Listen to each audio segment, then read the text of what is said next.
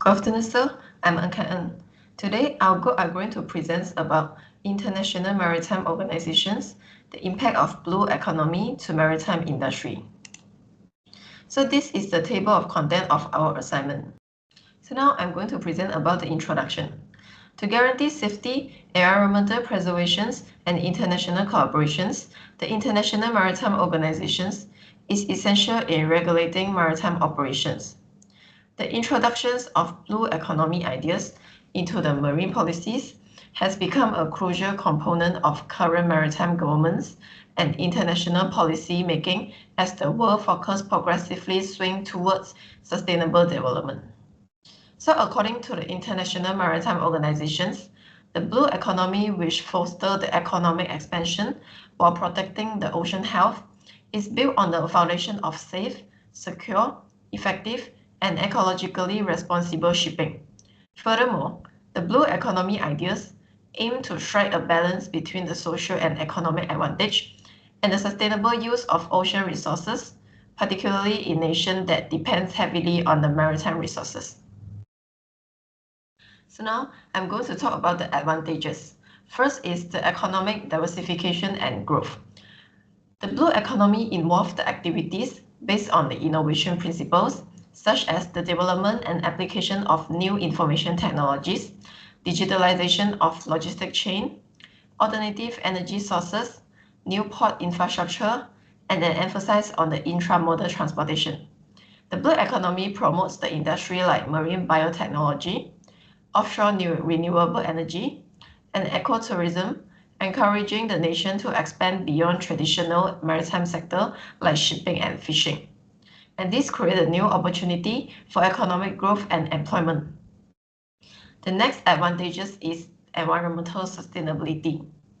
The ecological factor is important because it highlights the need to establish the effective management of sea resources, which involve a variety of activities. The primary priority is to prevent the marine pollutions, safeguard marines and coastal ecosystem, encourage regulated fishing, conserve coastal and marine areas, use innovative marine technology, and acknowledge the scientific background. And this reducing the environmental impact by encouraging the sustainable maritime activity is one of the blue economy main objective. And this is in line with the International Maritime Organization's objective to safeguard the sensitive marine ecosystem and lessen the marine pollution from ships. So lastly is the technical advancement and regulations. Numerous worldwide rules addressing the concern including emission, trash, and ballast water treatment require that the shipping industry make large investment in environmental technologies. Furthermore, blue economy initiatives frequently encourage the innovation in energy efficient ship design, cleaner fuel technology, and improved waste management, all of which help to modernize the global maritime sector. According to Hassan and Alam, the International Marine Organizations offer a strong regulatory framework for shipping, guarantees the safe, secure, effective, and ecological responsible maritime transportations. So now I'm going to talk about the disadvantages of blue economy to the maritime industry. First is implementation and policy gaps. One of the issues that required for the proactive, methodical, and ambitious policies and action required to provide an environmental sustainable and socially equitable, which blue economy is the arrow between theory and practice in creating a sustainable blue economy. Because of lax enforcement and financial constraint, the real sustainable use of ocean resources frequently falls short of policy rhetorics.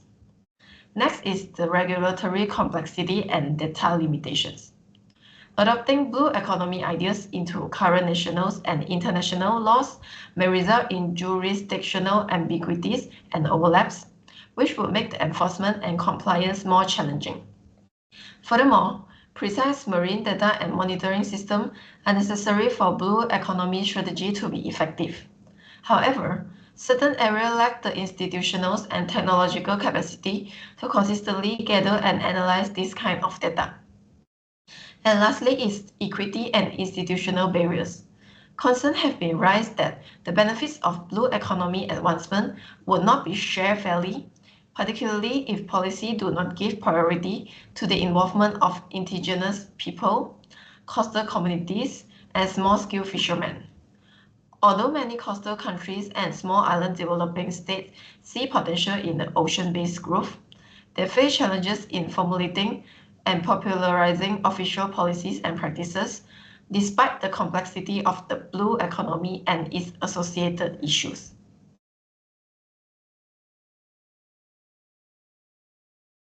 Good day to Dr. Azam. I am Wong Yi-wen, and I will be presenting on the criticism part of blue economy policy. The first criticism point is greenwashing and corporate capture. Certain financial instruments, such as blue bonds, intended to fund marine infrastructure, may adversely harm crucial marine ecosystem, particularly through supporting large-scale, potential unsustainable projects like ports and industrial fishing. Furthermore, corporations can strategically utilize the blue economy narrative to legitimize exploitative activity. By farming their actions within a blue context, they may hinder accountability and transparency regarding their environmental and social impact. Example by Miller et al. 2018. This sea mining project in the Pacific has been cited as a potential example. While it's sometimes framed under the umbrella of resource diversification within the blue economy, critics argue that project carry significant risk to fragile deep sea ecosystem.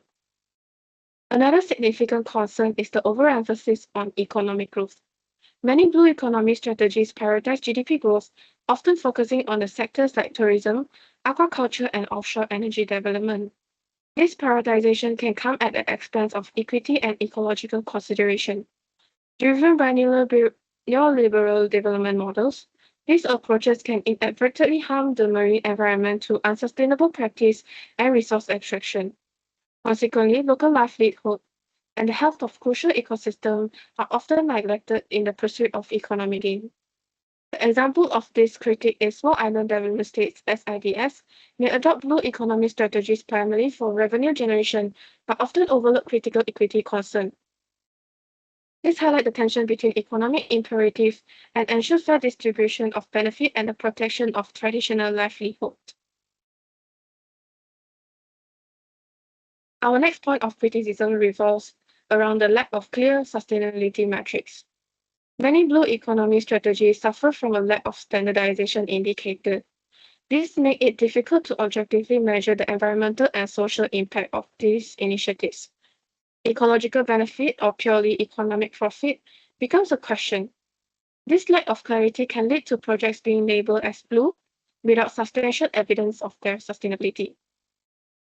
The example is some countries classify fossil fuel related port expansion under the blue economy framework. This highlights the issue of loosely defined metrics where potential unsustainability activities are included under the blue economy.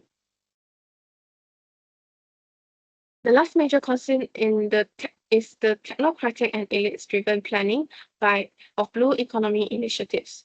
Often, urban elites, consultants, and the international donors are the primary designers of blue economy strategies. This can result in a top-down approach that overlooks local contexts and needs.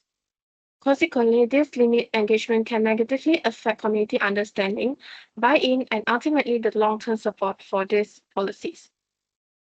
The example suggested by Bennett and al. In 2019, marine spatial planning is often dominated by experts with minimal community workshop or outreach. This can lead to the implementation of plans that do not inadequately consider the needs and perceptions of the people who directly depend on marine resources. That's all from my part, and I will pass to my next member for the further discussion. Thank you. Good day, Dr. Azam. My name is Limenji, and today I'm going to present about the suggestions for improvement on the policy. The first suggestion is to implement advanced monitoring technologies such as the blockchain-assisted framework, satellite tracking, and AI-driven systems to support real-time environmental compliance. As stated in the article of Kruger in 2025, blockchain can ensure the data integrity, transparency, and traceability across the supply chain. This can improve the accountability at all stages of maritime operations. The second suggestion is to invest in training and development. As we move toward using cleaner fuels such as the ammonia and hydrogen, which carries safety risks if mishandled, there is a need for comprehensive training program. According to Scott in 2024, seafarers should be trained in safe fuel handling, emergency procedure, and new technology operation. Investment in digital tools, virtual stimulation, and certification program will be essential for this transition. Lastly, the last suggestion is strengthen emission reduction target. As stated in the article of Harvey in 2025, the International Maritime Organization current policies fall short of their own 2030 emission target of a 20% reduction, with projections suggesting only an 8% cut under current measures. To reduce this gap, we need more progressive goals, stricter enforcement, and market-based mechanisms such as the fuel levies and carbon pricing to accelerate compliance and innovation. Next, we will move to the suggestions for sustainability. Firstly, we can enhance the waste management practice. Ships must be equipped with advanced waste processing systems that prioritize recycling, waste minimization, and energy recovery. Based on the article of Teams in 2023, modern vessels has already experimenting on board waste to energy technologies, which can reduce both emission and the amount of waste discharged into the ocean. Secondly, we should use alternative fuels. We should promote the transfer of fuels into little or zero emissions, such as the hydrogen and ammonia. According to the article by McDermott and Hill in 2024, a tugboat powered entirely by ammonia recently completed a successful trial voyage, which demonstrates the feasibility of using alternative fuels for commercial maritime application. This can be seen by the figure below. Lastly, we should invest in blue carbon research. Blue carbon ecosystems such as the mangrove forests, tidal marshes, and seagrass meadows are critical in sequestering the atmospheric carbon. In the article of McCready in 2021, this ecosystem provide co-benefits such as the shoreline stabilization, biodiversity protection, and enhanced fish stock. To scale their impact, the International Maritime Organization should support the MRV system, which is monitoring, reporting, and verification to sequestering the blue carbon, especially in deep sediment. In conclusion, addressing environmental and sustainability is a challenge in the maritime industry. By adopting the advanced monitoring technologies, investing in training and development, and strengthening emission reduction target, we can enhance the compliance and operational efficiency. On the sustainability side, by improving the waste management, shifting to alternative fuels, and investing in blue carbon research, we can reduce our environmental footprint. That's all from me. I will pass it to Kai-en. So in conclusion, for maritime nations, the blue economy offers a strategic chance to combine economic growth with the ocean conservation. We will focus on green shipping, digital port infrastructure, and ecological marine management. The maritime industry is changing towards sustainability under the regulatory supervision of the International Maritime Organizations. However, because of governmental complexity, funding issue, and institutional inadequacies, the application of blue economy principle is still inconsistent. Global collaborations, enhance the governance structures, and investment in maritime innovation are necessary to get over these obstacles. Coordinations of international efforts, inclusive policies, and strong implementation are all needed for the blue economy to succeed. This is the reference of our assignment. And that's all from me and my group members. Thank you for listening.